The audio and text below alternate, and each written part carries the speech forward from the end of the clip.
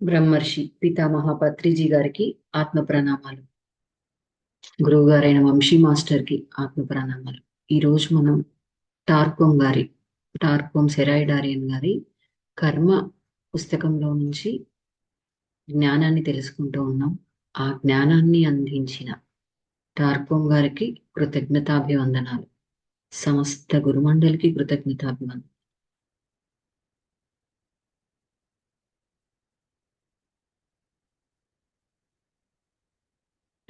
Okay friends, మనకి అంటే కర్మ సిద్ధాంతం అనేది ఒకటి ఉంది అని తెలుసు.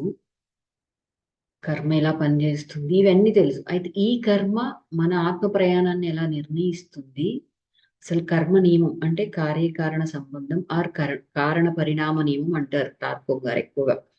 సో ఇది మనకి ఎలా అంటే ఈ కారణ పరిణామ నియమంగా ఉన్న మనము ఎప్పుడూ పరిణామంగా అంటే పరిణామంగా మార్చుకుంటూ ఉన్నాం. ఆ పరిణామంగా కాకుండా కారణంగా ఉండాలి అంటే ఎరుక ఎలా పనిచేస్తుంది మన జీవితంలో, ఆ ఎరుకని ఎలా పెంపొందించుకోవాలి? ఇవన్నింటి ప్రయాణం అంటే ఈ ఎరుక ద్వారా మనం ఇతర లోకాల్లోకి చేసే ప్రయాణము ఎలా ఉంటుంది, ఎవరి ప్రయాణం ఎలా ఉంటుందని 5 రకాలు అంటే ఆ ప్రయాణాల గురించి ఆ మనుషుల గురించి చెప్తూ ఉంటారు ఇక్కడ. ఆ స్థితి అదేంటి, ఆ లోకాల్లోకి వెళ్ళినప్పుడు ఆ 5 రకాల అంటే స్టెప్ బై స్టెప్ వాళ్ళు ఎలా ఉంటది, ఆ లోకాలకు వెళ్ళినప్పుడు వాళ్ళ ఎరుక ఏ విధంగా పనిచేస్తూ ఉంది, వీటన్నింటిలో భాగంగా కర్మ అంటే ఏంటి, కార్యము బాధ్యత ఇవంటే ఏంటి, అసలు రుజువర్తనం అంటే ఏంటి, మనం చేసిన కర్మ ఫలితాన్ని ఉన్నత లోకాల్లో చూసుకోవడం ద్వారా కలిగే ఫలితం ఏంటి, దాన్ని చూసుకోవడం ఎలా, అక్కడ చూసుకోవడం అంటే ఉన్నత లోకాల్లో ఎప్పుడైతే చూసుకుంటామో దాని ద్వారా పరిణామం లేకుండా కేవలం కారణంగా ఉండిపోవచ్చా? అలా పరిణామం లేని కారణాన్ని సృష్టించాలంటే మరి మనం ఏం చేయాలి? ఇలా ఒక్కొక్క తలంలో ఏ విధంగా ఉంటది అనేది ఇవన్నీ టార్కం గారు మనకి చక్కగా అందించారు. అయితే ఇక్కడ ఏంటి అంటే ఫస్ట్ పాయింట్, మన భూమి భూగోళానికి ఒక విద్యుదయస్కాంత క్షేత్రం ఉంటుంది. అలాగే ఆకాశతలం ఆకాశ శరీరం అనేది ఒకటి ఉంటుంది. అంటే ఏంటి అంటే మనిషికి ఒక ఆర ఎలా ఉంటుందో, ప్రాణమయ శరీరం ఎలా ఉంటుందో, ఆకాశ శరీరం ఆకాశ తలం అనేది ఒకటి ఉంటుంది ఫ్రెండ్స్. ఆ విద్యుదయస్కాంత క్షేత్రం ద్వారా ఆకాశ శరీరం ద్వారా భూమి సూర్యుడి నుండి శక్తి తీసుకుంటది. మనం ఎలాగైతే ధ్యానం చేస్తూ అంటే మన ప్రాణమయ శరీరం ద్వారానే మనం శక్తిని గ్రహిస్తూ ఉంటాం. అది మన శరీరంలో అన్ని భాగాలకి సరఫరా అవుతూ ఉంటుంది. అలాగే భూమి కేంద్ర భాగానికి ముఖ్య భాగానికి సరఫరా అయ్యి అంతటా స్ప్రెడ్ అవుతూ ఉంటుంది. సో ఇక్కడ భూమిని అంటిపెట్టుకొని ఉండే ఆకాశ తలం అనేది ఒకటి ఉంటుంది ఫ్రెండ్స్. ఆ శక్తి తీసుకోలేనప్పుడు మన శరీరం ప్రాణమే మనకి ఎందుకు ఇబ్బందులు వస్తాయి అంటే మన ప్రాణమయ శరీరం విశ్వశక్తిని గ్రహించలేనప్పుడు సూక్ష్మ శరీరంలో ఇబ్బందులు రావడం వల్ల, అలజడి రావడం వల్ల భౌతిక శరీరంలో రోగాల రూపంలో, వ్యాధుల రూపంలో మనం ఇబ్బందులను ఎదుర్కొంటాం. అలాగే మన శరీరానికి అంటే ఎలా ఉంటుందో భూమికి కూడా ఒక ఆకాశ శరీరం ఉంటుంది. దాన్ని ఆనుకొని ఒక ఆకాశ తలం కూడా ఉంటుంది ఫ్రెండ్స్. భూమి చుట్టూ ఆవరించి ఉన్న పొర అంటే ఒక లేయర్ దానికి ఉంటుంది. అక్కడ మరి ఇక్కడికి ఎవరు వెళ్తారు అని అంటే ఫస్ట్ ఇక్కడ ఏంటి అంటే అసలు తలం అంటే ఏంటో తెలుసుకొని మనుషులు 5 రకాల వ్యక్తుల ప్రయాణం ఎలా ఉంటుందో తెలుసుకున్నాక కర్మ నియమం ఎలా పనిచేస్తుంది, ఎరుక ఎలా పనిచేస్తుంది, అసలు ఒక్కో తలంలోకి వెళ్తే మనం ఎలా ఉంటాము అంటే అక్కడ ఏం చూస్తాము అనేది కూడా మనం తెలుసుకుందాం. సో ఇక్కడ ఫస్ట్ ఏంటి అంటే భూమి అంటే భూమి చుట్టూ ఆకాశతలం అనేది ఒకటి ఆవరించి ఉంది అన్నాం కదా. అసలు అక్కడికి ఎవరు వెళ్తారు అంటే ఎర్త్ బౌండెడ్ సోల్స్. అంటే మనం ఎర్త్ బౌండెడ్ సోల్స్ గురించి చెప్పుకుంటూ ఉంటాం. సరే, అంటే అక్కడ వెళ్ళి స్ట్రక్ అయిపోతారు.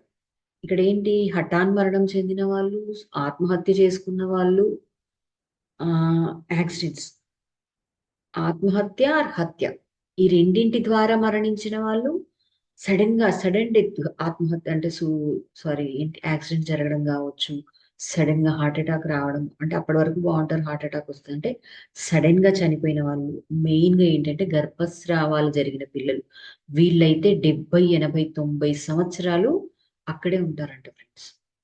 మరి అక్కడే ఉంటే వీళ్ళు మళ్ళీ జన్మ తీసుకోరా? మరి వీళ్ళు ఏంటి అంటే అక్కడ ఉండగా ఉండగా ఏం చేస్తుంది అంటే పూర్ణాత్మ మళ్ళీ వాళ్ళని వెనక్కి పంపిస్తుంది. మీరు వెళ్ళి జన్మలు తీసుకొని మళ్ళీ నేర్చుకొని రండి ఏ పర్పస్ మీద అయితే వెళ్ళారో అని చెప్పేసి.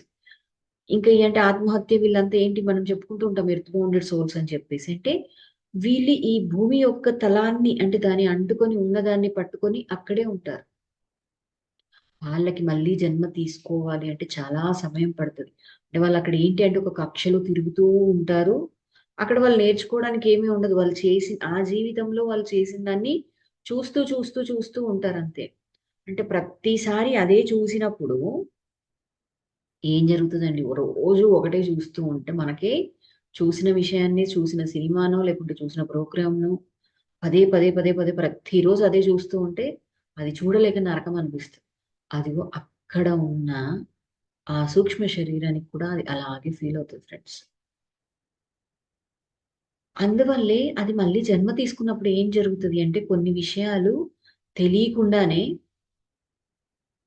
అవి చేయడానికి అంటే ఆ భయం అది చూసినప్పుడు జరిగిందనంటే అది అలా మనకి అంటే కొంతమంది కొన్ని కళలు వస్తూ ఉంటాయి. ఏంటి ఒకటే కలర్ రిపీటెడ్‌గా వస్తూ ఉంటది. ఎందుకొస్తది అనంటే అది లోపల అది పట్టేసుకొని ఉంది. పదే పదే చూసారు వాళ్ళక్కడ.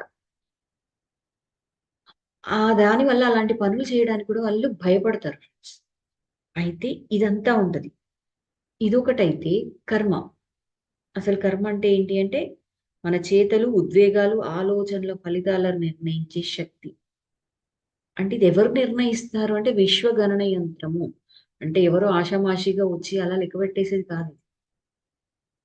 అక్కడ ఒక విశ్వగణన యంత్రం ఉంటది. మనం చేసిన ప్రతి అంటే మనం ఆలోచించే ఆలోచన, మనం మాట్లాడే మాట, మన భావన, మన అనుభూతి అన్నీ ఉద్వేగాలు, మనం చేస్తున్న చర్యలు ప్రతి ఒక్కటి కూడా అందులోకెళ్తాయి.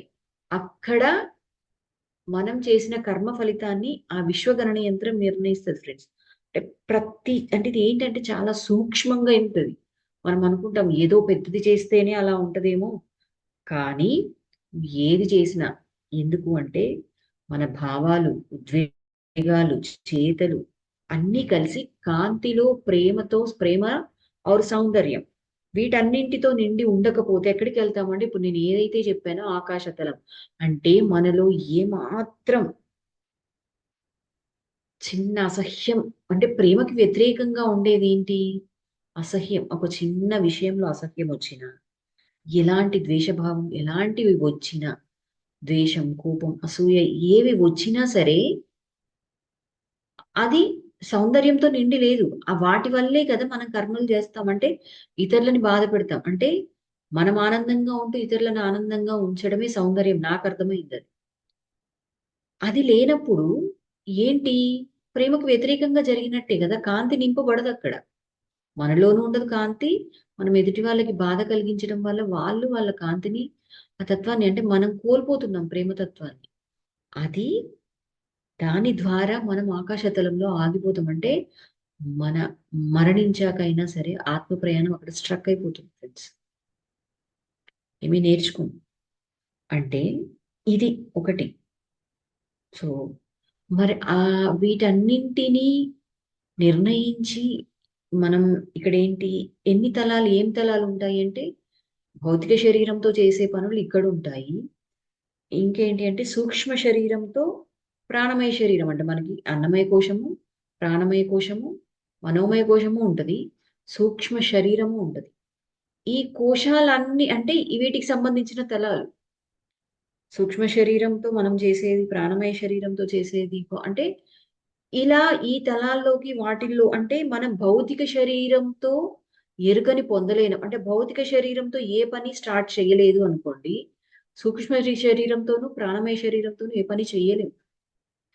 అందుకనే మనకేంటి కళల్లో కొన్ని చూసుకున్నప్పుడు, మనం ఇలా ఉన్నాము అనుకున్నప్పుడు, ఇక్కడ మనం తెలుసుకొని దీన్ని ఆచరిస్తే తెలుసుకోవడం, ఆచరించడం మొదలుపెడితే అది మన అంతరాత్మలోకెళ్తది. మన లోతుల్లోకెళ్తది అని మనకు చెప్తూ ఉంటారు. దాన్ని గైడ్ చేసుకోండి అని చెప్పుకుంటూ ఉంటాం మనం. అంటే ఇక్కడ ఏదైతే ప్రారంభిస్తామో అప్పుడే అక్కడికెళ్ళుంటది. ఆల్రెడీ మనలో ఉంది అనంటే గత జన్మల్లో ప్రారంభించేసున్నామని అర్థం దాన్ని. అయితే ఇవన్నీ ఎక్కడి నుండి మరి ప్రారంభించాలి అన్నా అసలు భౌతిక శరీరంతో నేను చేస్తున్నానా లేదా అన్నా అంటే ఎరుక కావాలి మనకి. ఆ ఎరుక అంటే ఏంటి అంటే, అంటే ఒక స్థాయిలో ఎరుక పొందినప్పుడే ఇక్కడ చేయగలం, అక్కడ చేయగలం. అంటే కర్మ అనుకున్నాం. మరి ఆ కర్మ మనల్ని అంటే కేవలం భౌతిక శరీరంతో ఉంటేనే కర్మ చేయగలం. పరిణామాన్ని అంటే కారణంగాను, పరిణామంగాను మార్చుకోగలం. మరియు ఉన్నత లోకాల్లోకి వెళ్ళిన కొద్దీ అక్కడ కర్మ ఉండదు. అసలు మనం పని చెయ్యగలమా? ఎరికే లేదు. భౌతిక శరీరంతో ఏం చేస్తున్నాం అన్నదే తెలియనప్పుడు, పై తలాల్లోకి, ఉన్నత తలాల్లోకి వెళ్ళినప్పుడు మనం ఏమీ చెయ్యలేము. అంటే ఇప్పుడు నేను ఏదైతే చెప్పానో ప్రేమకి వ్యతిరేకంగా అసహ్యంతో చరించాము అనుకుంటే ప్రతికూల భావనలు మనలో ఏర్పడతాయి కాబట్టి ఆకాశతలం దాకా వెళ్ళేసి మళ్ళీ వెనక్కి వచ్చేస్తాం. ఎందుకండి మరి భూమి మీద ఈ భూగ్రహం మీద జన్మలు తీసుకుంటున్నాము అంటే ఇది ఒక పాఠశాల. మనకెప్పుడు చెప్తుంటారు పత్రికారు వంశీ సార్ ఏం చెప్తూ ఉంటారు, ఇది ఒక పాఠశాల, ఇక్కడికి ఎందుకు వచ్చాం, నేర్చుకోవడానికి వచ్చాం. మరి నేర్చుకొని ఏం సాధించాలి అంటే పరిపూర్ణత్వాన్ని సాధించడానికి. అంటే మనల్ని మనం ఎక్స్పాండ్ చేసుకోవడానికి వస్తాం ఇక్కడికి. అందుకోసం భగవంతుడు ఈ భూమిని సృష్టించాడు. సో అంటే మనం చేస్తున్న మన పనులని, మన ఆలోచనలని, మన ఉద్వేగాలని, మన చర్యలని పరిశీలించినప్పుడే మనకు అంటే ఎప్పుడైతే పరిశీలిస్తామో అప్పుడే అభివృద్ధి చెందుతాము. ఇది అంతా కూడా ఎక్కడ కనబడుతుంది మనకి అంటే దీని రిజల్ట్ ఇక్కడ అనుభవంలోకి వచ్చినప్పుడు మనకు అర్థమవుతున్నా పూర్తిగా తెలియదు. కానీ ఏంటి దేని ద్వారా దేన్ని పొందుతున్నాము కానీ ఇతర లోకాల్లో తెలుస్తుంది ఫ్రెండ్స్. ఇతర లోకాలు మనకు అద్దంలాగా పనిచేస్తాయి. ఆ అద్దంలాగా పని చేసినప్పుడు అక్కడ దాన్ని చూసినప్పుడు నిజంగా మెలకువతో ఉన్నప్పుడు ఏంటండి నేను మెలకువతో లేను, నేను ప్రతిరోజు మెలకువతోనే ఉంటున్నాను కదండి, అన్ని పనులు చేస్తున్నాను కదండి అంటే చేస్తున్నాం కానీ మెలకువతో లేం. ఎరుక లేదు. మనం ఏం ఆలోచిస్తున్నాం, ఏం చూస్తున్నాం, ఏం మాట్లాడుతున్నాం, ఎలాంటి చర్యలు చేస్తున్నాం, ఏ ఎలాంటివి కూడా ఎరుక లేదు మనకి. అందుకని మనం నిద్రపోయి ఉన్నాము అని చెప్తారు. అంటే తమో గుణం గురించి చెప్పినప్పుడు భగవద్గీతలో నిద్ర అంటే నిద్ర అనంటే ఎరుక లేని స్థితి, ఏం చేస్తున్నాము అనేది ఆ స్థితిలో ఉంటాం. కానీ ఎప్పుడైతే ఒక క్షణం మెలకువలోకి వచ్చి చూస్తామో అప్పుడు అంటే మనం చూసిన చేసిన పని యొక్క ఫలితాలని చూసినప్పుడు అప్పుడు అంటే మన ప్రయాణంలో ఆత్మ ప్రయాణంలో అభివృద్ధి అనేది స్టార్ట్ అవుతుంది ఫ్రెండ్స్. అయితే అసలు మనకి ఉన్నత తలాలు ఉన్నాయి అనుకున్నాం. ఆ ఉన్నత తలాల్లో ప్రయాణం చేస్తూ ఉన్నప్పుడు 5 రకాల వ్యక్తులు ప్రయాణం చేస్తారంట. మనకి జనరల్ గా ఆత్మస్థితుల గురించి చెప్తూ ఉంటారు. శైశవాత్మ, బాల్యాత్మ, యవ్వనాత్మ, వృద్ధాత్మ, ప్రౌఢాత్మ, వృద్ధాత్మ. 5 రకాల ఆత్మస్థితులను చెప్తారు. ఇక్కడ టార్కం గారు 5 రకాల వ్యక్తుల ప్రయాణాన్ని చెప్తారు. ఒక్కొక్క వ్యక్తి ప్రయాణం ఎలా ఉంటది అంటే శైశవాత్మ అయితే ఇలా ఉంటది, భూమి మీద ఇలా ఉంటది, ఈ చర్యలు చేస్తది, ఇలాంటి పనులు చేస్తాయని మనం ఇక్కడ వాటి ద్వారా ఇక్కడ ఎలా ఉంటది ఆత్మస్థితి ద్వారా ఈ భౌతిక శరీరంతో ఎలాంటి పనులు చేస్తాము అనేది ఒకటి. కానీ ఇక్కడ ఏంటి అంటే ఆ స్థితిలో ఉండి అంటే ఆత్మలో అలా ఉన్నప్పుడు భౌతిక తలాన్ని దాటి మరణం తీసుకున్నాకో లేదా ఒక క్షణం మెలుకు వచ్చినప్పుడు ఆ ఉన్నత తలాలకి వెళ్ళినప్పుడు ఉన్నత లోకాలకి వెళ్ళినప్పుడు మనం ఎలా ఉంటాం. మొదటి రకం వ్యక్తుల గురించి చెప్తున్నారు ఫ్రెండ్స్. ఇక్కడ ఏంటి మనోతలం, ఆకాశతలం, అనుభూతిక తలం, ఈ 3 ఉంటాయి పైన. ఊర్ధ్వలోకాలు అంటాం కదా. మనోతలం, ఆకాశతలం, అనుభూతిక తలం 3 ఉంటాయి. ఈ మూడింటిలోకి వెళ్తారు, వస్తారు. ఆ అంటే పైకి మరణిస్తారు, పై లోకాల్లో ఆ లోకాల్లో గుండా ప్రయాణం చేస్తారు, మళ్ళీ పుడతారు అంటే చేస్తారు. ఏంటి ప్రతి ఒక్కరు వాళ్ళు చచ్చిపోయారు, వీళ్ళు చనిపోయారు, వాళ్ళు చేస్తారు, వీళ్ళు చేస్తారు, మళ్ళీ తిరిగి వస్తారు. అంటే ఎందుకు తిరిగి వస్తున్నారు అంటే నేను చైతన్యం అన్న ఎరుక లేదు. అసలు ఎరుకే లేదు. ఎరుకే లేనప్పుడు నేను చైతన్యాన్ని అన్న విషయం కూడా వాళ్ళకి తెలియదు ఫ్రెండ్స్. అంటే ఇక్కడ ఒక రూల్ ఏంటి అంటే భౌతిక శరీరంలో 2% ఎరుకుంటే అక్కడ కూడా 2% ఉంటది. ఇప్పుడు మనకు ఒక విషయం పట్ల అవగాహన 2% ఉందనుకోండి. ఎగ్జామ్ రాయడానికి వెళ్ళినప్పుడు ఆ సబ్జెక్ట్ మనకి ఎంత తెలుసో అంతే ఎగ్జామ్ రాసొస్తాం. అంటే అంత మాత్రమే పెర్ఫార్మన్స్ చేయగలం అక్కడ. అంతకు మించి మనం చెయ్యలేం. అలాగే ఇక్కడ మనకి ఎంత ఎరుకుంటే ఆ లోకంలో మీరు ఏ తలానికి వెళ్ళినా ఎరుక అక్కడ అంత మాత్రమే పనిచేస్తది ఫ్రెండ్స్. అంటే పరిణామాల్ని ఇతర నౌకాల్లో కొనసాగించలేరు. ఎందుకంటే అసలక్కడ నేను ఆత్మని ఇప్పుడు అన్న విషయమే మనకు మనకి ఇందులో ఉన్న వాళ్ళందరికీ కళల గురించి తెలుసు, అన్నీ తెలుసు. కళల్లోకెళ్ళినప్పుడు ఇక్కడ ఏ భావనలున్నాయో అక్కడ అదే భావనతో ఉంటాం. ఆత్మస్థితి తెలీదు. ఇక్కడున్న బ్లాక్స్ అన్నీ అక్కడ ఉండిపోతాయి. అరే! ఇక్కడ నేను స్నానం చేయలేదు కాబట్టి అక్కడ గుడికెళ్ళాలనుకుంటాం. స్నానం చేయలేదు అన్న ఫీల్ రాగానే గుడికెళ్ళడం ఆగిపోతాం. ఎందుకంటే భౌతిక శరీరంతో ఆ ఎరుకలోనే ఉన్నాం. మనకంతే తెలుసు. మనకు అవేర్‌నెస్ రాలేదు చైతన్యాన్ని అని. అలా కాబట్టి అక్కడేంటి టెంపుల్‌కెళ్ళే అవకాశం మనం కోల్పోతున్నాం. మనం నేర్చుకునే అవకాశాలు అంటే పరిణామాల్ని అంటే ఒక కర్మ యొక్క పరిణామం, కారణం యొక్క పరిణామాన్ని ఇతర లోకాల్లో కొనసాగించలేము. అప్పుడేం జరుగుతది అంటే పరిణామం ఈ స్థితిలో అంటే మొదటి రకం వ్యక్తులకి కేవలం భౌతిక తలం మీదే కొనసాగుతుంది. ఈ నియమం కారణంగా తిరిగి వస్తాం. అంటే మొదటి తలంలో ఎవరైతే మొదటి రకం వ్యక్తులుంటారో 3 తలాల్లోకి వెళ్తారు, ప్రయాణం చేస్తారు. యాజ్ ఇట్ ఈస్‌గా వెళ్ళి మళ్ళీ తిరిగి వస్తారు. అంటే ఇప్పుడిక్కడ మనం ఎక్కడికో వెళ్తాం. వెళ్ళి అక్కడ చూస్తాం. కానీ ఏం చూసాం, ఏం చేశాం అన్నది ఏమీ గుర్తుండదు. తిరిగి మళ్ళీ ఇక్కడికొచ్చేస్తాం. కొంతమంది అక్కడికెళ్ళి "నువ్వేం చూసావంటే?" ఏమో నేనెళ్ళాను కానీ నాకేమి తెలీదు. నేనేమి చూడలేదు. నేనేమి గమనించలేదు" అంటారు. ఎందుకంటే వాళ్ళకి గమనించే దాని మీద లేదు. ఏదో పెళ్ళికెళ్ళమన్నామనుకోండి, పెళ్ళికెళ్ళామా, అక్షంతలేసామా, భోజనం చేశామా, వచ్చామా.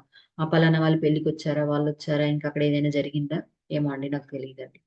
ఎందుకంటే చుట్టూ ఏం జరుగుతూ ఉంది గమనించాలి అనే ఎరుక లేనప్పుడు. అంటే ఇది భౌతికంగా అర్థం కావడానికి నేను చెప్తున్న ఎగ్జాంపుల్ మాత్రమే. ఇంకా రెండో రకం వ్యక్తులు ఏంటి అంటే వీళ్ళు ఇతర లోకాల్లో ప్రయాణించేటప్పుడు ఈ తలాల్లో క్షణకాలం పాటు ఎరుక పొందుతారంట. తమ మాటల, చర్యల, ఆలోచనల ఫలితాలను చూస్తారు.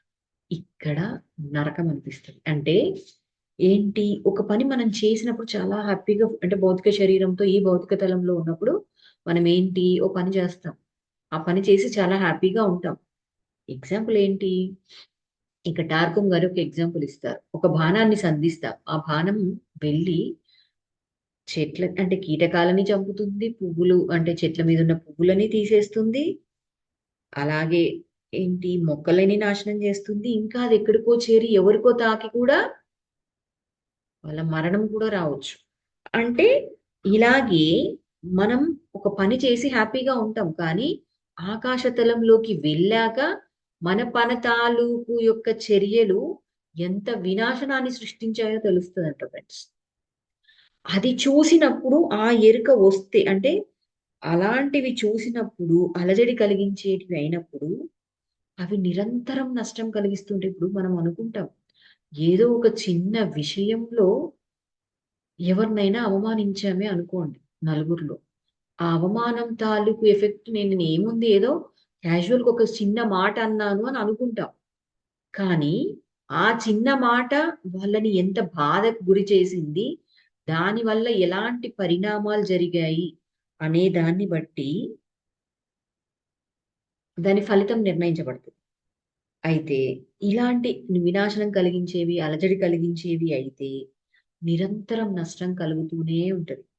అలాంటి నష్టం కలిగినప్పుడు ఇవన్నీ ఎప్పుడు చూస్తాము అంటే ఆకాశతలంలో చైతన్యం పొందిన వ్యక్తి అంటే నేను చైతన్యాన్ని శరీరాన్ని కాదు అన్న ఎరుక కొంచెం వచ్చినప్పుడు దానికి సంబంధించిన ఫలితాలను పైలోకంలో చూస్తాడు. అంటే ఎరుకతో జీవించడం అంటే ఏంటి అంటే మీరు చేస్తున్న వాటి ఫలితం ఏమిటో తెలుసుకోవడం.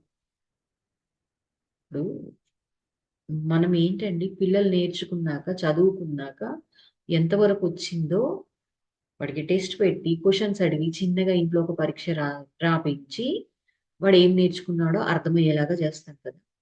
ఇక్కడ కూడా మనకి ఎరుకొచ్చినప్పుడు మనం చేసిన ఫలితం చేసిన పని తాలూకు ఫలితాన్ని తెలుసుకోగలం ఫ్రెండ్స్. ఎప్పుడు నేను చైతన్యాన్ని అని తెలుసుకున్నాం. అదే ఎరుక లేనప్పుడు ఏం చేస్తాము? అప్రయత్నంగా చేస్తాం చర్యలు. అప్రయత్నంగా చేసేయడం అంటే ఏంటి? ఇప్పుడు ఎవరో అన్నారు, వాళ్ళు వచ్చారు, మనలో మాట అన్నారు, అదిగో పలానా వాళ్ళ నేను ఇలా అన్నారంట. లేదు అంటే మన ఫ్యామిలీ ఇష్యూస్ లోనే మనకంటే జరుగుతూ ఉన్నప్పుడు ఎవరో ఒక మాట అంటే రెచ్చగొట్టేలాగా మాట్లాడతారు. అంటే అక్కడ ఏం జరుగుతుంది? వాళ్ళు ఒక మాట అనగానే తిరిగి కోపం వచ్చేసి మనకు తెలియకుండానే తిరిగి మాటలు అంటూ ఉంటాం. అంటే అప్రయత్నంగా ప్రతిచర్య జరిగిపోతోంది. చర్యకి ప్రతిచర్య ఎలా జరుగుతుందంటే అప్రయత్నంగా జరిగిపోతుంది. నీ ఎమోషన్స్ నీ కంట్రోల్‌లో లేవు. సో, అప్రయత్నంగా చేస్తారు కాబట్టి, అదే ఎరుక లేకపోవడము అంటే, భౌతిక తలంలో ఎరుక లేకపోవడం అంటే అదే. సో, ఎంతో మందికి ఎన్నో నియమాలకి, ఎన్నో సూత్రాలకి, ఎన్నో ప్రమాణాలకి అలజడి కలిగిస్తుంది. మనకేదో చూసాము, చిన్న ఆలోచనొచ్చింది. ఆ ఆలోచన కాస్త ఏం జరుగుతది? ఒక చిన్న అబద్ధమే ఆడతాం ఫ్రెండ్స్ ఏదో ఒక విషయంలో. ఇప్పుడు ఒక చిన్న ఎగ్జాంపుల్. ఏంటి? ధర్మరాజు ఉన్నాడు. అసలెప్పుడు అబద్ధం ఆడటమే తెలీదు.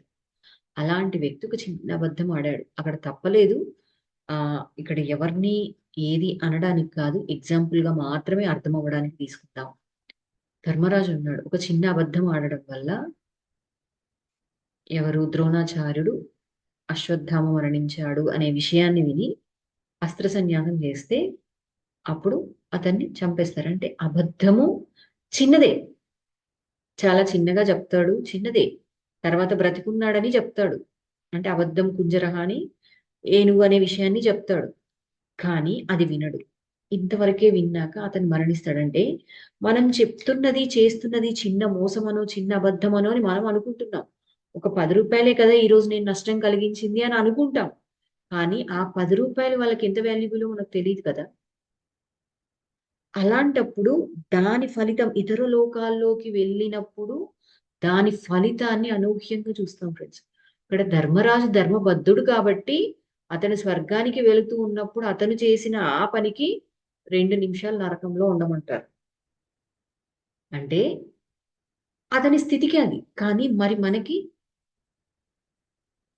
అక్కడ ధర్మ సంస్థాపన కోసం చేశాడు కాబట్టి దాని ఫలితం అన్ని లెక్కలు వేరేగా ఉంటాయి.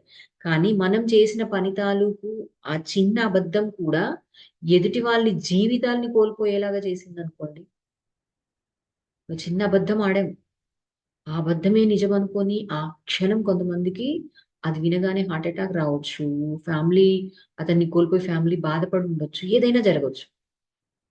అలాంటప్పుడు అంటే అక్కడ అబద్ధం ఆడి వచ్చేసాం. అక్కడ ఏం జరిగిందో మనకు తెలీదు. నేను చేసింది చిన్న విషయమే గదా! అని అనుకోని వచ్చేసాం. కానీ దాని ఫలితం ఎక్కడ చూస్తాము అంటే, ఎక్కడ పెరిగిపోతుంది అంటే, అక్కడ ఉన్నత లోకాల్లో పెరిగిపోతుందంట ఫ్రెండ్స్. అది మనోతలం చేరినప్పుడు, ఆ నియమం మనల్ని వెనక్కి నెట్టి మళ్ళీ ఆ నొప్పి, బాధ మన జీవితంలో కలుగుతాయి. అంటే రెండో రకం వ్యక్తులు ఏంటి అంటే, కాస్త 2 క్షణాల పాటు ఎరుకొస్తది ఫ్రెండ్స్. ఆ 2 క్షణాల పాటు వచ్చిన ఎరుక వల్ల చేసిన పని తాలూకు చిన్న అబద్ధమో, చిన్న మోసమో చేసినా సరే, ఆ పని తాలూకు ఎఫెక్ట్ అనే ఫలితం అనేది అక్కడే అనూహ్యంగా పెరిగి, ఆ నొప్పిని, బాధని అనుభవించడానికి తిరిగి మళ్ళీ మనోతలంలో నుంచి మళ్ళీ భూమి మీదకి భౌతిక తలంలోకి జన్మ తీసుకుంటాం ఫ్రెండ్స్. అదే మనల్ని అంటే వెనక్కి పంపిస్తుంది. అంటే ఇక్కడికి వెనక్కి పంపించేది ఏంటి అంటే, మనం చేసిన కర్మ తాలూకు ఫలితమే మళ్ళీ జన్మ తీసుకునేలాగా చేస్తుంది. మూడో రకం మనుషులుంటారు. వీళ్ళకి ఏంటంటే 70% ఎరుకుంటది ఫ్రెండ్స్. సో, అంటే నిద్రించినా, మరణించినా వెంటనే ఆకాశతలంలోకి సూక్ష్మ మనోతలాల్లో ఉంటారు. అంటే కండ్లు మూయగానే హ్యాపీగా ఇలా నిద్రలో గాఢ నిద్రలోకెళ్ళిపోతారా? అక్కడికెళ్ళి ఏదో ఒకటి అంటే ఉన్నత లోకాలకి వెళ్ళడము, అక్కడ ఉండడం చేస్తారు. మరి అక్కడికెళ్ళి ఏం చేస్తారండి అంటే, ఇలాంటి వాళ్ళు అనేక శాస్త్రాలు, కారణ పరిణామ శాస్త్రములు, జరుగుతున్న విషయాల కారణము, జరిగిన విషయాల పరిణామము నేర్చుకుంటారు. అంటే విజ్ఞాన శాస్త్రం అంటే ఒక్కొక్క తలంలో ఒక్కొక్కలాగా ఉంటాయి. మనకి ఏంటి ఆకాశతలం దాటి మనోతలం వెళ్ళినప్పుడు, మనోతలం వెళ్ళినప్పుడు, సూక్ష్మతలం వెళ్ళినప్పుడు అక్కడ ఒక్కొక్కలాగా ఉంటాయి. సో, అక్కడ యూనివర్సిటీస్ ఉంటాయి. వాటి ద్వారా మనం నేర్చుకుంటాం. ఇప్పుడు ఇక్కడ స్కూల్ లెవెల్లో ఒకటి నేర్చుకున్నాం, కానీ యూనివర్సిటీలో అనంతంగా ఉంటది. అదే సబ్జెక్టుకి సంబంధించి విషయ పరిజ్ఞానం అనంతంగా ఉంటది. ఇక్కడ కూడా అలాగే అలాంటి విద్యాలయాలు, విశ్వవిద్యాలయాలు ఉంటాయి ఆకాశతలంలో. సో విజ్ఞాన శాస్త్రాన్ని నేర్చుకుంటాం. ఏంటి? జరుగుతున్న విషయాల కారణం. అంటే ప్రజెంట్ ఇప్పుడు మనం జీవించి ఉన్నాం. మరణించిన వాళ్ళ సంగతి పక్కన పెడితే, జీవించి ఉండి కళల ద్వారా అంటే నిద్రపోగానే ఉన్నత లోకాల్లోకి వెళ్ళినప్పుడు, ఇప్పుడు నాకు ఈ సమస్య అంటే ఇప్పుడు జరుగుతున్న దానికి కారణాన్ని తెలుసుకుంటాం. జరిగిన విషయాల పరిణామం. అంటే ఆల్రెడీ మనం ఏదైనా చేసుంటే భవిష్యత్తులో దీని పరిణామం ఎలా వస్తుందో కూడా చూసుకుంటాం. అలాంటి అంటే 70% ఎరుక పొందినవారు. ఇక్కడ మనకి వంశీ సార్ అందించిన కళల ద్వారా జ్ఞానం ఏదైతే ఉందో, గతాన్ని చూస్తున్నాం, వర్తమానాన్ని చూస్తున్నాం, భవిష్యత్తుని చూస్తున్నాం. దేనివల్ల అంటే చైతన్యం వికసించడం, ఎరుక అనేది ఎంతో కొంత పెంపొందించుకున్నాం కాబట్టి. అంటే అప్పుడు ఏం జరుగుతది? వీళ్ళు ఎలాంటి ప్లాన్ చేసుకుంటారు అంటే, జీవితాన్ని పరిణామంగా కాక కారణంగా ఉండేలా కార్యక్రమం రూపొందించుకుంటారు. ఇప్పుడు మనం ఏం చేస్తున్నామండి? ఉన్నత లోకాల్లోకెళ్ళి నిద్రించాక కలలో అక్కడికి వెళ్ళి జీవితంలో జరుగుతున్న సమస్యకి కారణాన్ని చూసుకొని దాని పరిణామం ఏంటో తెలుసుకొని, ఓహో నేను ఇది చేస్తే ఇది వచ్చింది, ఇప్పుడు ఇంకా ఈ విషయంలో చేయకూడదు, నాకు భవిష్యత్తులో ఇది రాబోతుంది అంటే నేను ఇక్కడ ఏదో చేయబోతున్నాను, గతంలో చేశాను, ఈ దీని తాలూకు ఎఫెక్ట్ మళ్ళీ నాకు ఆ పరిణామంగా రాకుండా కారణంగా ఉండాలి అంటే నేను ఎలా ఉండాలి అనే ప్రణాళికని రూపొందించుకుంటున్నామా లేదా? గా ఇక్కడ అదే జరుగుతుంది అని చెప్తున్నాడు. ఇక నేను విశ్వవిద్యాలయం అని చెప్పాను. ఆకాశతలంలో చూస్తాం ఇది. ఆ తర్వాత ఏంటి? ఎక్కడ చూస్తాము అంటే సూక్ష్మతలంలో చూస్తాం. అంటే ఉన్నత విశ్వవిద్యాలయాలు. అక్కడ ఇంకా గొప్ప విషయాలు నేర్చుకుంటారంట ఫ్రెండ్స్. అంటే ఏంటిది? ఇప్పుడు ఒక సైంటిస్ట్ లేదా ఒక మంచి సింగర్ అంటే సంగీతము, ఆ కళలు ఇలాంటివన్నీ వచ్చిన వాళ్ళు ఏంటి అంటే ఆ తలానికి వెళ్ళినప్పుడు లేదా ఆధ్యాత్మికంగా ఇంకా మంచి లెవెల్లో ఉన్న వాళ్ళు అక్కడికి వెళ్ళినప్పుడు ఏం జరుగుతుంది అంటే దానికి సంబంధించిన సబ్జెక్ట్ ని డీప్ గా నేర్చుకుంటారు. అయితే ఇలా ఉంటే ఓకే. ఎరక ఉంటే, ఎరుక లేనప్పుడు, ఎరుక ఉండి కూడా ఉన్నత తలాల్లోకి వెళ్ళినప్పుడు నిద్రపోతే నథింగ్ అంటే అసలు ఏమీ చేయలేం. ఎలాంటి ఉపయోగం ఉండదు. విమానం ఎక్కి నిద్రపోయినప్పుడు మనం ఏమైనా అనుభూతి చెందగలమా?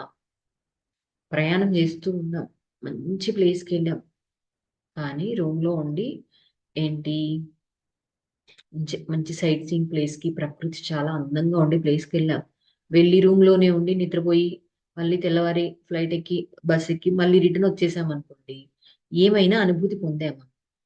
ఏ అనుభూతి పొందాం. అలాగే మన ప్రయాణం అంటే కళ్ళు మూసుకొని నిద్రపోయాక ఉన్నత లోకాల్లోకి వెళ్ళినప్పుడు అలా నువ్వు ప్రయాణం చేస్తూ ఉన్నా సరే, నీకు ఎరుక లేకపోతే నిద్ర లేకపోవడము, నిద్రపోవడము అంటే ఎరుక లేకపోవడమే అర్థం. ప్రయోజనం ఏముంటది? ఎలాంటి ఉపయోగం ఉండదు అని చెప్తున్నారు. అంతేకాదు ఇంకా ఎక్కడికి వెళ్తుంది ఇది అంటే మనోతలానికి కూడా వెళ్తుంది.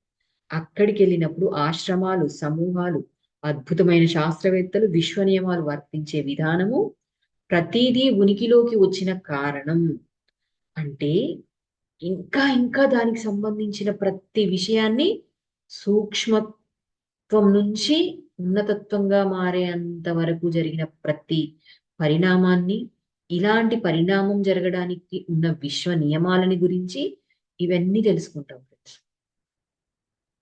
అంటే ఆకు నుంచి కీటకంగా, కోతిగా, మానవునిగా, విశ్వంగా పరిణామం చెందిన తీరంతా చూసొస్తుందంట మనోతలం దాకా వెళ్ళినప్పుడు.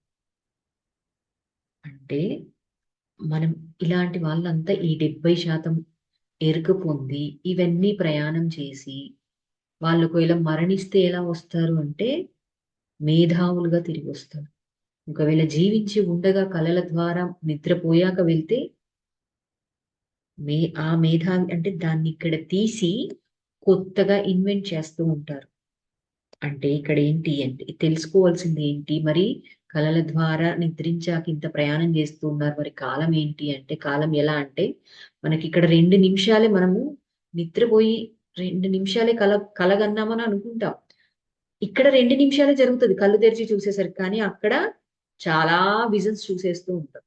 అంటే ఏంటి అంటే ఇతర లోకాల్లో కాలం అనేది ఉండదు. కాలం, ప్రదేశం రెండు ఉండవు ఫ్రెండ్స్. మనోతలంలో 300 సంవత్సరాలు అయితే భౌతిక అనుభూతిక తలంలో 30 సంవత్సరాలు, ఆకాశ తలంలో 10 సంవత్సరాలు. ఇంకా ఇంకా ఈ తలాలను దాటి వెళ్ళినా కొద్ది కాలం అనేది ఉండదు. మనకి భగవద్గీత కృష్ణుడు ఎక్కడ చెప్పాడు? యుద్ధ రంగంలో చెప్పాడు. కానీ మరి అక్కడ అందరికీ ఏంటి? ఆ భగవద్గీతలో కూడా చెప్తాడు కాలం గురించి. అంటే ఎక్కడ చెప్పాడు అంటే కాలరహితం, అంటే కాలం అనేది లేని చోట చెప్పాడు. అంటే కాలం నుంచి కాలాతీతంలోకి వెళ్ళి చెప్పాడు. అదే ఇక్కడ మనకు అర్థమయ్యేది ఇక్కడ చెప్పేది. అంటే మరి ఎలా నేర్చుకొని వస్తున్నాము? చక్కటి గాఢ నిద్రలోకి వెళ్ళిపోయాక ఉన్నత లోకాల్లోకి వెళ్ళి సమయం ఏంటి అంటే అక్కడ సమయమే ఉండదు. కాబట్టి నువ్వు ఎంత నేర్చుకోవాలో అంత నేర్చుకున్నాక ఇక్కడ భౌతిక శరీరానికి ఇంకా సమయం లేవాల్సిన సమయం వచ్చినప్పుడు తిరిగి వస్తా. 4 రకం మనుషులు ఉన్నారు ఫ్రెండ్స్. వీళ్ళు ఏంటి అంటే ఇంకా ఉన్నత లోకాల్లోకి వెళ్తారు. ఉన్నత లోకాలని గాని దాటి గాని వెళ్ళి ఇంకా తిరిగి రారు మరణించాక. ఇంకా అయిపోయింది. వాళ్ళు ఎందుకు అంటే వాళ్ళ కర్మ రుణాలు తీరిపోయాయి, బాధ్యతలు తీరిపోయాయి, వాళ్ళు స్వచ్ఛంగా మారిపోయారు. కర్మ రుణం తీరడం అంటే ఏంటండి? మనం ఏవైతే కామ, క్రోధ, మోహ, మద, మాత్సర్యాలతో చేస్తామో అవన్నింటినీ బ్యాలెన్స్ చేసి సరికాని వాటన్నింటినీ జీరో చేసేసాక ఏముంది ఇక్కడ నేర్చుకోవడానికి, చేయడానికి? ఇక్కడికి వచ్చిందే నేర్చుకోవడానికి, భూమి మీద జన్మ తీసుకునేదే నేర్చుకోవడానికి. నేర్చుకుని వాటన్నింటినీ క్లీన్ చేసుకున్నాక, అంటే స్వచ్ఛతను పొందాక ఏముంటది? ఇప్పుడు స్కూల్లో చదువుకుంటాము, అది చిన్నపిల్లలు చదువుకునేది. కాలేజీకి వెళ్ళాక అదే స్కూల్లో ఉండి చదువుకుంటాము, అది చిన్నపిల్లలు చదువుకునే, నేను అక్కడికి వెళ్ళి ఏం చెయ్యాలి అంటాం కదా. అలాగే 4 రకం వ్యక్తులు కూడా చిన్న పిల్లలు ఉండే గది లాంటి ఈ భూమి మీదకి రారంట. దీనికి టాటా బై బై చెప్పేసి ఇంకో లోకంలో జన్మ తీసుకుంటారు. ఫైనల్ గా 5వ రకం మనుషులు. వీళ్ళు ఏంటి అంటే ఉన్నత లోకాల్లోకి వెళ్ళి ప్రత్యేకమైన పని మీద తిరిగి వచ్చేవారు. అంటే వీళ్ళని భూమి మీద తీసుకొచ్చేది కర్మ కాదు, కార్యభారం ఆర్ బాధ్యత. మరి కార్యం అంటే ఏంటి అంటే భూమి మీద మనుషులను చూసి ఏంటి నేను మళ్ళీ ఇంకొకసారి వెళ్ళి వాళ్ళపై గొప్ప కాంతిని ప్రసరిస్తాను, ఉదాహరణగా నిలుస్తాను, వెనుకకు వెళ్ళి వినాశనం నుంచి కాపాడుతాను అని చెప్పి రావడం. ఇక్కడ టార్కుంగ్ గారు ఏం ఎగ్జాంపుల్ ఇచ్చారంటే అట్లేషియన్ కాలంలో అగ్ని రగులుకున్నప్పుడు అట్లాంటిస్ ఆ ముక్కలైపోయేలాగా ఉన్నప్పుడు ఒక గొప్ప వ్యక్తి వచ్చి ప్రజలను కాపాడి హిమాలయాల్లోకి తీసుకెళ్లాడు. ఇది దీన్ని కార్యం అంటే ఏంటిది? ఉన్నత అంటే అక్కడ చూసి మనం పడుతున్న బాధని, ఇక్కడ సమస్య వచ్చినప్పుడు పడుతున్న బాధని చేసినప్పుడు ఏంటిది? ఉన్నత లోకంలో ఉండే అధిపతులు, అంటే మనం విశ్వ నియమాల కార్యక్రమాల్లో అక్కడ ఒక పని చేస్తూ ఉంటాం. మరణించి అన్ని అంటే 100% వరకు వచ్చింది, అన్ని క్లియర్ చేసుకొని ఉన్నత లోకాల్లోకి వెళ్ళిపోయాం. వీటన్నింటినీ దాటి అక్కడ ఒక పని ఉంది. అప్పుడు ఏం జరుగుతుంది? చేస్తూ ఉన్నప్పుడు మన అధిపతులు ఉంటారు. ఇక్కడ ఏదో సమస్య భూమి మీద వచ్చినప్పుడు నువ్వు వెళ్ళి అదిగో అక్కడ వాళ్ళ సమస్యను తీర్చి వాళ్ళకి నేర్పించిరా అని పంపించినప్పుడు తిరిగి వస్తారు. ఇప్పుడు మత్స్యావతారంలో సత్యవ్రతుడికి ఒక పని అప్పచెప్పబడుతుంది. ఏంటి? పడవని నిర్మించి సప్తర్షులని, యోగులని, అంటే ఎవరైతే ధర్మంలో ఉన్నారో వాళ్ళని పడవలు వేసుకొని సముద్రంలోకి తీసుకురా. ఆ తర్వాత నేను మిమ్మల్ని కాపాడతాను వేదాలతో సహా చెప్తాడు విష్ణుమూర్తి. అదే పని కార్యం అంటే అప్పగించబడింది. ఇలా వచ్చిన వాళ్ళు ఎగ్జాంపుల్ ఇది మనకంటే ఇప్పుడు కొన్నిసార్లు ఏం జరుగుతుందండి కాలేజ్కి ఒక హెచ్ఆర్ గాను ఒక డీన్ ఒక పోస్ట్ లో ఉంటారు. సడన్ గా టీచర్ కాలేజ్ లో ప్రొఫెసర్ రాలేదు అనుకుందాం. ఏం చేస్తారు? మెయిన్ గా కాలేజీలో కంటే స్కూల్స్ లో ఆ ప్రిన్సిపల్ వచ్చి క్లాస్ చెప్తాడు. ప్రిన్సిపల్స్ కి క్లాస్ చెప్పాల్సిన అవసరం లేదు కొన్ని స్కూల్స్ లో, ఓన్లీ మేనేజ్మెంట్ చూసుకోవాలి. కానీ టీచర్ రాలేదు, వెళ్ళి క్లాస్ చెప్తాడు. అంటే ఆ క్షణానికి ఆ బాధ్యత నెరవేరుస్తాడు. లేదా పలానా సబ్జెక్ట్ టీచర్ రాలేదు ఆ రోజు, ఇంకో టీచర్ కి దాన్ని అప్పచెప్తారు. అంటే అక్కడ బాధ్యత అంటే దాన్ని అప్పచెప్తారు, అది కార్యం చేయాల్సింది. మరి బాధ్యత అంటే ఏంటి అంటే ప్రజలందరి శ్రేయస్సు కోరి మీకు మీరు తీసుకునే చర్య. అక్కడ అంతా ఉన్నారు, ఏదో పని అంటే అక్కడ ఏదో జరుగుతూ ఉంది, అరే వాళ్ళకి ఇబ్బంది ఎదురవుతోంది, నేను వెళ్ళి చెయ్యాలి, వాళ్ళకి సహాయం చేయాలి అని అనిపించి తిరిగి రావడం. అంటే వీళ్ళెవరు అంటే అవతారాలు. ఇప్పుడు భూమి మీద ధర్మ సంస్థాపనార్థం నేను మళ్ళీ మళ్ళీ జన్మను, అంటే మళ్ళీ మళ్ళీ జన్మను తీసుకుంటాను అని చెప్తాడు కృష్ణుడు. అంటే ఏంటండి, ఇక్కడ అధర్మం పెరిగిపోయి మనం ఇబ్బందులు పడుతున్నప్పుడు జన్మ తీసుకొని వచ్చి ఆ అధర్మాన్ని శిక్షించి ధర్మాన్ని రక్షించాడు. అదైనా బాధ్యతగా తీసుకొని వచ్చాడు. ఎవరు చెప్పలేదు, ఎవరు అప్పగించలేదు. అలా వచ్చిన వాళ్ళే మనకి కృష్ణుడు, సాయి, యేసు, వీళ్ళంతా కూడా అలాగే శివ వేస్తారని తెలిసినా తిరిగి వచ్చాడు. అంటే అవతారంగా, అంటే వాళ్ళేంటి అంటే బాధ్యత మనకి ప్రేమను నేర్పించడానికి, మనల్ని ఆ బాధల్లో నుంచి బయటికి తీసుకురావడానికి, మార్గదర్శనం చేయడానికి వాళ్ళకి వాళ్ళుగా వచ్చారు ఫ్రెండ్స్. దాన్ని బాధ్యత అంటే 5 రకాల వ్యక్తులు, 5 రకాలుగా వాళ్ళ ప్రయాణం ఇలా ఉంటది.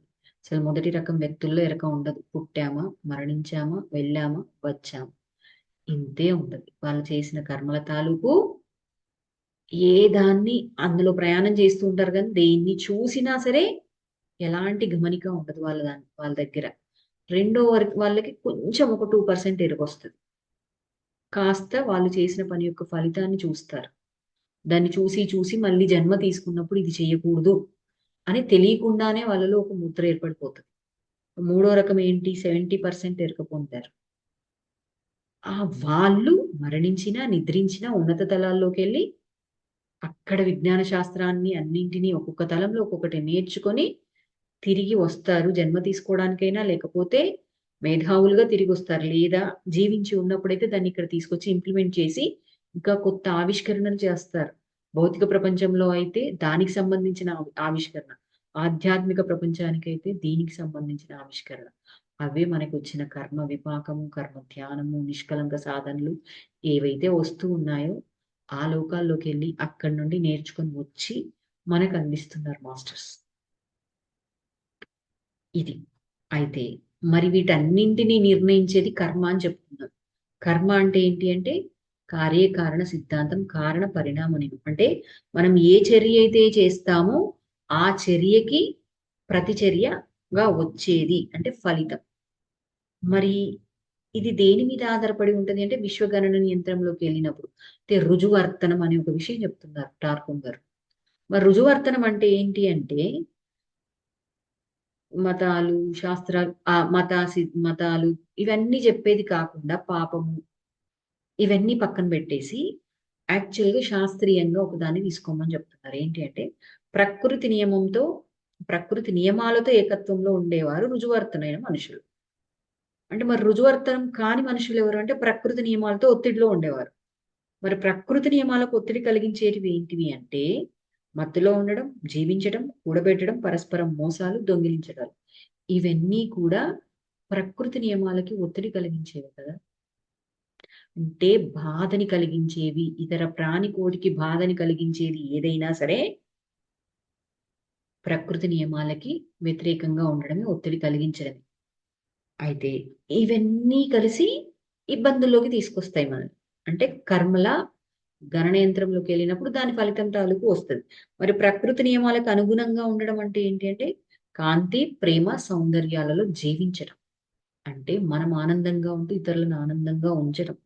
అవన్నీ ఎప్పుడూ అద్భుతమైన ప్రేమ, అనంతమైన ప్రేమ, కండిషన్ లేని అన్‌కండిషనల్‌లో మనలో ఉన్నప్పుడు ఆ సౌందర్యంలో మనం జీవిస్తాం.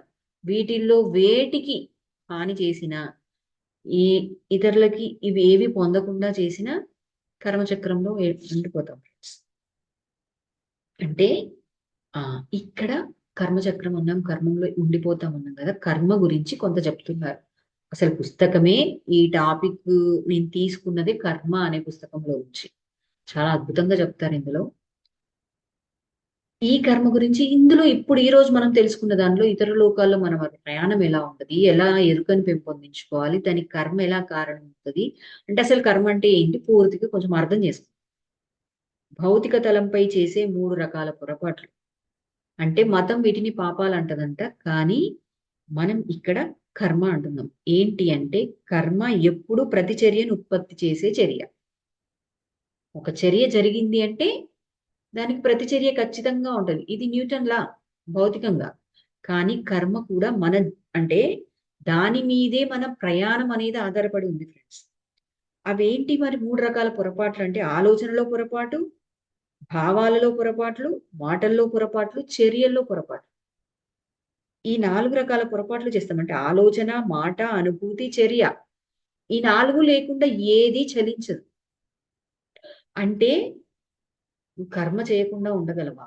ఆలోచించకుండా, మాట్లాడకుండా, అనుభూతి చెందకుండా, ఏది చేయకుండా, ఏ చర్య, ఏ పని చేయకుండా ఉండగలం. కర్మ చేయకుండా ఉండలేం. ఈవెన్ ధ్యానంలోకి వెళ్ళి అసూక్ష్మ స్థితి అంటే శూన్య స్థితి అంటాం. ఆ శూన్యాన్నైనా అనుభూతి చెందుతున్నాం కదా! మరేమీ లేకుండా ఏ పని చేయకుండా ఉండగలము? కర్మ చేయకుండా ఉండలేము. అయితే అంటే ఈ విశ్వంలో ఏం జరుగుతది? మనం రిలీజ్ చేస్తున్న ఒక మాట, మనం ఆలోచించే ఒక ఆలోచన, మన భావన, మన అనుభూతి ఏది మన నుంచి రిలీజ్ అవుతున్నా, ఏ చర్య ద్వారా రిలీజ్ అయిందా అయినా సరే, విశ్వంలోకి ప్రయాణించి ఫలితాన్ని క్రియేట్ చేస్తాయి. ఫలితాన్ని సృష్టిస్తాయి. సో, ఆ ఫలితాలను ఏవైతే ఫలితాలను సృష్టించామో, ఆ ఫలితాలను స్వీకరించినప్పుడు ఇంకా కొన్ని కారణాలను కూడా మళ్ళీ సృష్టిస్తాం మనం. అంటే ఇప్పుడు నేనొక మాట అన్నాను ఎదుటి వాళ్ళని. అది ఇక్కడ నుండి అక్కడికి ప్రయాణం చేసింది. ఆ మాట ద్వారా వాళ్ళు బాధపడి, మళ్ళీ తిరిగి నన్నన్నారు. దానికి నేను బాధపడి, మళ్ళీ ఇంకొకటి. అంటే అలా తిరుగుతూనే ఉంటది. అలా సృష్టిస్తాం. అయితే ఇక్కడేంటి ఫలితాన్ని సృష్టించని అంటే పరిణామాన్ని సృష్టించని కారణంగా కూడా మనం ఉండిపోవచ్చు. ఎప్పుడు ఇతరులకి మనం చెప్పినప్పుడు. ఏం చెప్పాలి? మనకొచ్చే మాట ఎలా రావాలి? ఎవరో దొంగతనం ఎవరో తప్పుగా అంటే సరికాని పనులు చేస్తున్నారు. దొంగతనం చేస్తున్నాడు అనుకుందాం ఒక దొంగ. వాల్మీకి ఉన్నాడు. దొంగతనం చేస్తూ ఉన్నాడు. అందరిని చంపుతున్నాడు. నారదుడు ఏం చేశాడు? అది సరికానిది, తప్పైనది, ఇది చెయ్యొద్దు అని చెప్పినప్పుడు, సరే అతను ఆ ఇంటికెళ్ళడం, చెక్ చేయడం ఇవన్నీ జరిగాక మానేశాడు. అప్పుడేం జరిగింది? ఒక వ్యక్తి అంటే ఇక్కడేంటి జీవితాన్ని మార్చేశారు. అతనింకా ఆ క్షణం నుంచి అవన్నీ మానేసి, దోపిడీలు, దొంగతనాలన్నీ మానేసి వాల్మీకిగా మారిపోయారు. అంటే కారణంగా మారారు. అప్పుడు జీవితాన్ని మార్చేస్తారు కదా! సో, ఇలా ఎప్పుడైతే మన నుంచి వెళ్ళిన మాట ఒకరి జీవితాన్ని మార్చడానికి అంటే కేవలం కారణంగా మాత్రమే ఉండి, పరిణామంగా మన జీవితంలోకి రాకుండా ఉంటుంది. అంటే ఏంటి ఎఫెక్ట్, ఇబ్బంది. అలాంటి పనులు చేయాలి. మరదేంటి అంటే కర్మ ఎక్కడైనా పనిచేస్తదంటే ప్రతి చోట పనిచేస్తది. కానీ ఇతర లోకాల్లో చర్యలు కర్మను సృష్టించవు. అంటే మనం చేసిన కర్మల ఫలితాల వల్ల ఆకాశ తలంలో ఆగిపోయామా? సూక్ష్మ తలంలో ఉన్నామా? అనుభూతిక తలంలో ఉన్నామా? ఆర్ భౌతిక తలంలో దాని ఎఫెక్ట్‌ని, బాధని అనుభవిస్తున్నామా అంటే మనం చేసిన కర్మ ప్రతి చోట పనిచేస్తది. అక్కడ అలా ఉండడానికి కారణం మనం చేసిన కర్మ. దాని ఫలితం. కానీ ఎరుక ఉంటే తప్ప ఇతర లోకాల్లో కర్మను సృష్టించలేం ఫ్రెండ్స్. నేను చెప్పాను. ఇప్పుడు ఇందాక మనం 5 రకాల వ్యక్తుల గురించి తెలుసుకున్నాం. ఆ కర్మ అంటే ఆ ఎరుక ఉన్నప్పుడే అక్కడ కొత్త కర్మని చేస్తాం. కానీ హానికరమైన కర్మలు అవేవి చెయ్యం. అంటే ఇతరులకి బాధ కలిగించేవి చెయ్యం. అంటే ఫలితాన్ని సృష్టించే కర్మలు మాత్రం ఉన్నత లోకాల్లో చెయ్యమంట. ఇక్కడ టార్కోమ్ గారు చెప్తున్నారు. ఎందుకంటే అక్కడ ఎరుక ఉంది. మనకు గైడెన్స్ చేసే మాస్టర్స్ ఉంటారు. కాబట్టి సృష్టించలేం. అందుకని కర్మ భూమి మీద సృష్టించినప్పుడే ఇక్కడే సృష్టించాం కర్మని మనం. ఏంటి? ఇతరులను బాధ పెట్టడం, ప్రేమించడం ఏదైనా సరే ఇక్కడే సృష్టించాం కాబట్టి, మనం చేసిన కర్మని మనమే అర్థం చేసుకొని, పరిష్కరించుకొని, కర్మను సరిచేసుకోవడానికి, కర్మ రుణం తీర్చుకోవడానికే భూమి మీదకి మళ్ళీ మళ్ళీ వస్తున్నాం. అంటే మన సైకిల్ ఎందుకు తిరుగుతోంది అంటే, ఇక్కడ భూమి మీద తిరిగి తిరిగి పదే పదే ఎందుకు జన్మ తీసుకుంటున్నాము అంటే మనం ఏ కర్మలనైతే చేశామో, వాటి ద్వారా ఏ పరిణామాలనైతే సృష్టించామో, వాటిని తెలుసుకొని, అర్థం చేసుకొని, సమస్యల్ని పరిష్కరించి, సరిచేసుకొని పూర్తిగా కర్మ రుణాన్ని జీరో చేసుకోవడానికి భూమి మీదకొచ్చాం. మళ్ళీ మళ్ళీ వస్తున్నాం. అయితే ఎరుకలోకి వస్తే ఇక్కడే కాకుండా భౌతిక లోకాల్లోనే కాకుండా భౌతిక జీవితాన్ని ప్రభావితం చేసే కర్మని సృష్టిస్తామంట. అంటే ఎప్పుడైతే ఎరుక వస్తుందో అక్కడ కూడా భౌతిక జీవితాన్ని ప్రభావితం చేసే ఎరుకని మనం క్రియేట్ చేసుకుంటాం.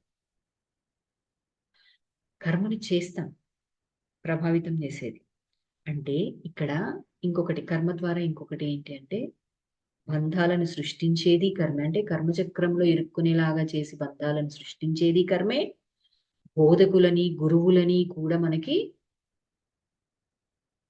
అంటే మనకి కనెక్ట్ చేసేది కూడా కర్మే. ఎప్పుడో ఎక్కడో ఒకసారి ఎవరైనా చెప్పిన బోధ విని దానికి కనెక్ట్ అయి ఉన్నాము అంటే గతంలో కలవడం జరిగితేనే ఈ జన్మలో మళ్ళీ ఇప్పుడు కలిసాం ఫ్రెండ్స్.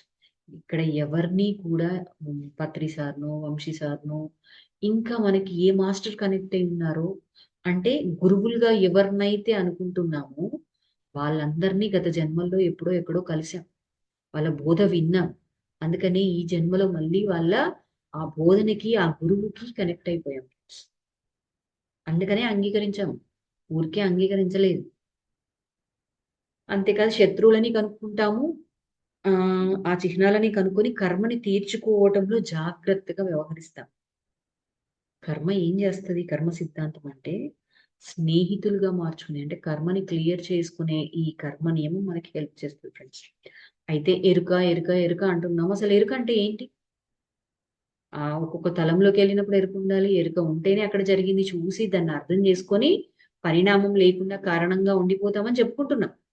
మరి అసలు ఎరుక అంటే ఏంటి అంటే మీ మాట, మీ ఆలోచన, చర్య వీటి ద్వారా భౌతిక, మానసిక, సూక్ష్మ, అనుభూతిక తలాల్లో ఎలా పనిచేస్తుందో తెలుసుకొని చేయడం. అంటే నేను ఒక మాట మాట్లాడుతూ ఉన్నా, నేను ఒక ఆలోచన చేస్తూ ఉన్నా, ఒక చర్య చేస్తూ ఉన్నా సరే దీని తాలూకు ఫలితం ఎలా ఉంటది అంటే నేను ఈరోజు పరుషంగా ఎవరితోనో కోపంగా అంటే మాట్లాడనే అనుకోండి, దాని ఫలితం ఎలా ఉంటది, వాళ్ళు ఎలా బాధపడతారు అని అంచనా వేసుకొని అంటే తెలుసుకొని అది ఎక్కడా కేవలం ఇక్కడేనా ఆ మాట, ఆ చర్య, ఆలోచన తాలూకు ఎఫెక్ట్ ఈ 3 తలాల్లో కూడా ఎలా ఉంటది, ఎలాంటి ఎలా పని చేస్తుందో తెలుసుకుని చెయ్యటం.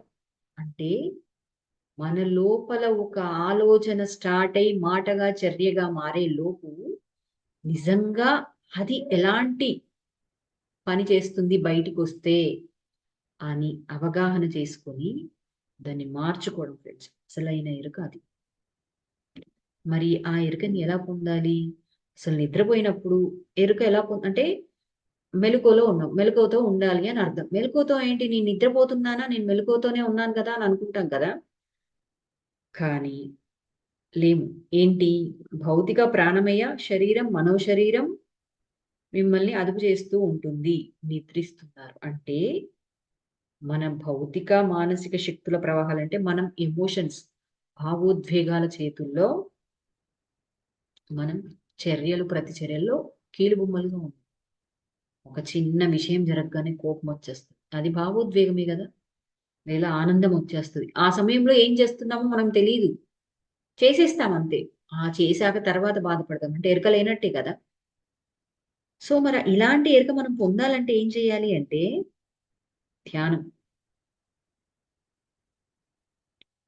ధ్యానం చేయడం ద్వారానే ఎరుకను పొందగలం ఫ్రెండ్స్. ఎరుకతో జీవించడం ద్వారా. మరి ఎరుకతో జీవించడం అంటే ఏంటి అంటే మన నియమాలకి అనుగుణంగా మనం ఏం చేస్తున్నామో, మనం దేని గురించి మాట్లాడుతున్నామో, ఏం ఆలోచిస్తున్నామో వాటి పరిణామాలు ఏమిటో తెలుసుకోవడం. మీరు పరిణామాన్ని కారణాన్ని తెలుసుకుంటే మీరు మెలకువతో అంటే ఒక పని చేసినప్పుడు ఇది కారణం, ఇది పరిణామం, దీని కారణంగా ఈ పరిణామం వస్తుంది అని తెలుసుకొని మనం ఆలోచించే ఆలోచన, మాట్లాడే మాట, వాటి పరిణామాలన్నీ తెలుసుకొని చేస్తున్నాము అంటే ఎరుకతో ఉన్నట్టే. అంటే మనకి తెలియకుండానే జరిగిపోయింది అనే మాట మన నుంచి రావద్దు. అసంకల్పితంగా ఏది చెయ్యొద్దు.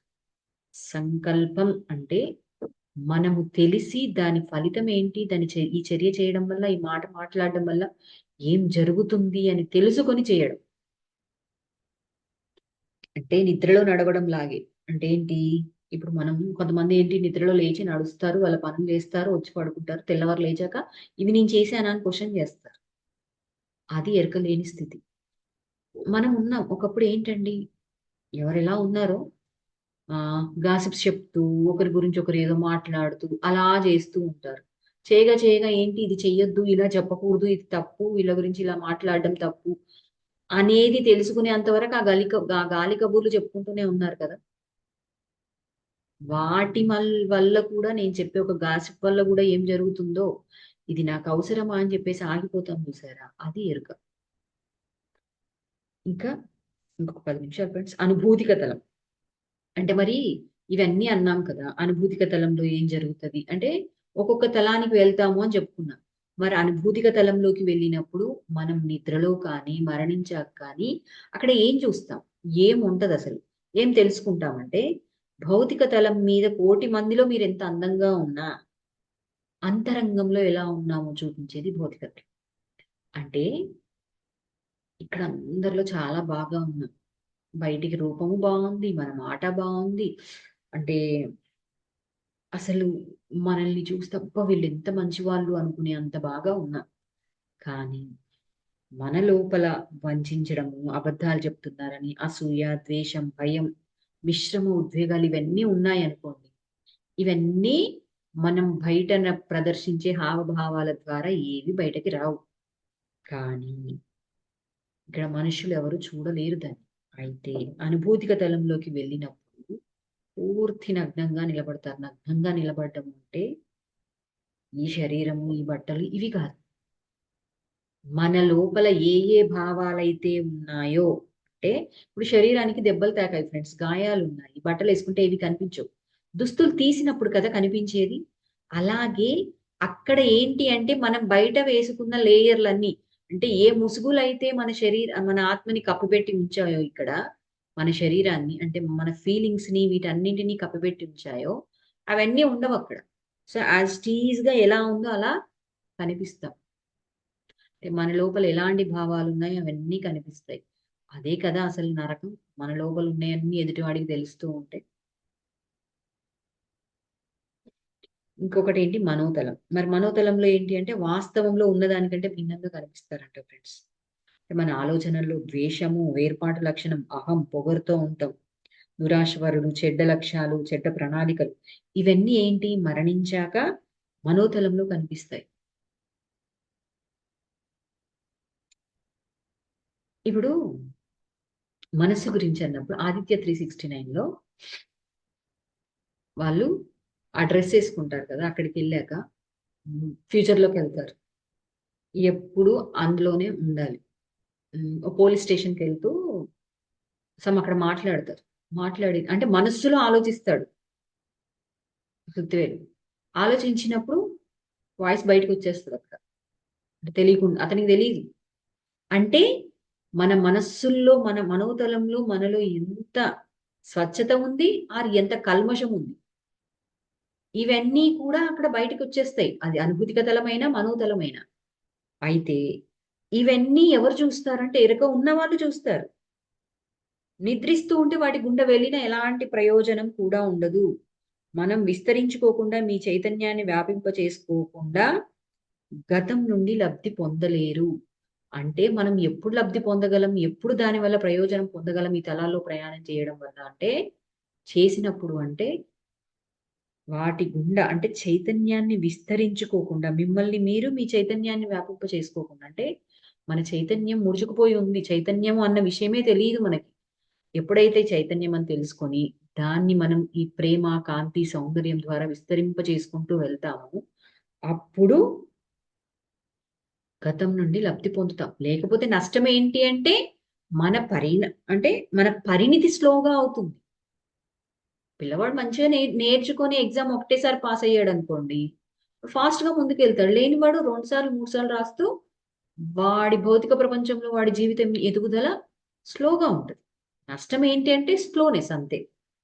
సో, ఇలా మనం ఇంతకుముందు 5 రకాల వ్యక్తుల గురించి చెప్పుకున్నాం కదా! 1, 2 తలాల్లో 1, 2 రకం విభాగంలో ఉన్న వ్యక్తులు, మనుషులు ఏంటి అంటే ఉన్నత లోకాల్లోకి ఎక్కడికెళ్ళినా సరే ఏమీ చూడరు. కానీ ఎప్పుడండి మరి మనం మారేది? ఈ స్థితికి మనం ఎలా వచ్చాము? ఎందుకంటే జన్మలు తీసుకొని ఆ స్థితిలో ఉంటూ అలాగే వెళ్తున్నాం, వస్తున్నాం, వెళ్తున్నాం, వస్తున్నాం. మరి ఎప్పుడండి మరి మనం మారేది? ఎలా మారుతాం? అసలు ఎరుక ఎలా వస్తుంది? అంటే అప్పుడు కూడా ఆ దైవం మనకి ఎవరినైతే మార్గదర్శనం ఇచ్చాడో, మన పూర్ణాత్మ ఎవరైతే ఉన్నారో ఆ పూర్ణాత్మ మనకి సహాయం చేస్తుంది. అంటే మనల్ని మేల్కొల్పి మనకి కాస్త ఎరుక వచ్చేలాగా చేసినప్పుడు మనం చేసిన చర్యల యొక్క ఫలితాలను అక్కడ చూస్తాం ఫ్రెండ్స్. అప్పుడు ఉన్నత ఆత్మ తీసుకెళ్లి ఉన్నత లోకాలను దర్శించేలాగా చేసి రక్షించి మళ్ళీ మన బాధ్యతల్ని మన విధుల్ని నెరవేర్చడం కోసం అప్పుడు మళ్ళీ తిరిగి జన్మలోకి ఈ జన్మ పరంపరలోకి మళ్ళీ తిరిగి పంపిస్తుంది. అంటే ఒక్క క్షణం అంతే, చూసి వస్తాం. చూడడం 1-2 క్షణాలు ఎరక పొందడం వల్ల అక్కడేం మార్పు చెందదు. కానీ ఫలితాలను చూసి వచ్చాక తిరిగి ఆ తప్పు చెయ్యకుండా ఉంటాము. ఒక పేపర్ కరెక్షన్ అంటే ఒక విషయము మనం చేస్తాం. ఇప్పుడు ఇంట్లో ఉన్నాం, ఒక వంట చేసాం, అది ఆ రోజు టేస్టీ కుదరలేదు. దాన్ని టేస్ట్ చేసాం, అందులో ఏం తక్కువైంది ఏం ఎక్కువైంది అని అర్థమయ్యాక ఆ మిస్టేక్ చేయకుండా ఇంకొకసారి ఏం చేస్తాం, దాన్ని చక్కగా అంటే టేస్టీగా ఉండేలాగా చేస్తాం. ఇక్కడ కూడా అలోకాల్లోకి వెళ్ళి చూసినప్పుడు ఆ చర్యను చూసి ఆ ఫలితాన్ని చూశాక, ఓహో నేను ఇది చేస్తే అంటే నాలో నేను ఇది చేస్తే ఇదా, ఇది చేస్తే ఇది జరిగిందా అని, అంటే కోపంతోనూ అసూయతోనూ నేను వాళ్ళని బాధ పెట్టాను. ఇలాంటివన్నీ చూసినప్పుడు తిరిగి ఆ పనులు చెయ్యము. అంటే ఫలితాలను చూస్తే తిరిగి చెయ్యం. అందుకు పూర్ణాత్మ 2 క్షణాలు మేలుకొల్పి మనకు ఫలితాలను చూపిస్తుంది. భయంతో అప్రయత్నంగా వాటిని తిరస్కరిస్తారు. అంటే అసలు అంటే కొన్ని విషయాల్లో కొంతమంది ఎలాంటి పరిస్థితుల్లో కూడా ఆ విషయంలో అబద్ధం చెప్పడానికో, లేకపోతే డబ్బుల విషయంలోనో, ఇంకో విషయంలోనో ఎట్టి పరిస్థితుల్లో చెయ్యరది. ఎందుకు చెయ్యరు అంటే, ఏమో నాకు చిన్నప్పటి నుంచి ఇది అలవాటండి అంటారు.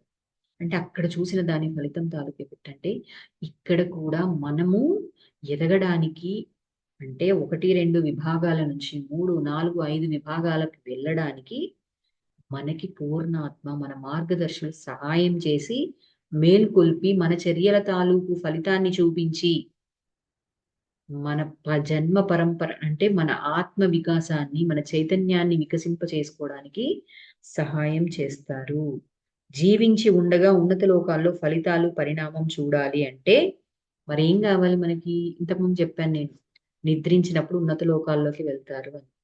అక్కడికి వెళ్ళి మనం చేసిన పనుల తాలూకు ఫలితాలని చూసినప్పుడు, పరిణామాలని చూసినప్పుడు ఇక్కడ అది జరగకుండా మార్చుకుంటాం.